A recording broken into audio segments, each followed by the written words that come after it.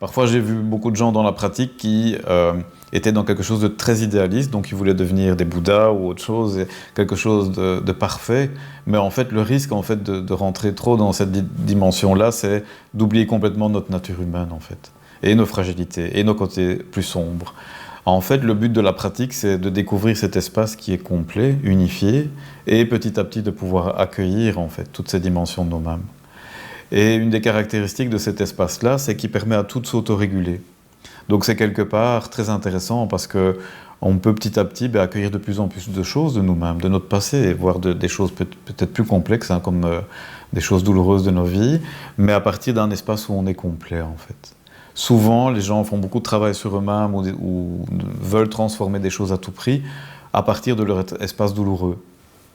Donc le risque, c'est que on renforce encore parfois cet espace douloureux. On crée du déséquilibre à partir du déséquilibre, quoi. Donc c'est pas l'objectif. L'objectif, c'est de trouver vraiment cet espace d'unité et petit à petit de pouvoir accueillir ces choses et de les aider à se transformer. Donc ça, c'est un peu l'objectif de cette approche des 3 portes, qui va utiliser aussi d'autres techniques.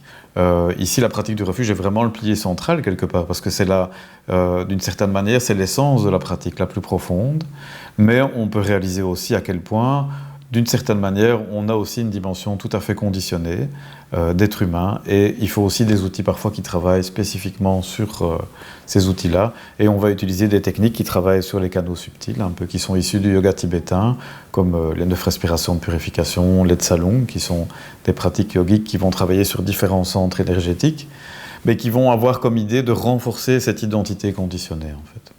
Donc quelque part, c'est pas l'idée d'en oublier une, c'est l'idée d'intégrer les deux. On est des êtres conditionnés, et en même temps, on a une dimension totalement universelle, on pourrait dire complète, unifiée. Et c'est d'apprendre à harmoniser ces 2 aspects de ça dans notre vie et de la vivre vraiment pleinement.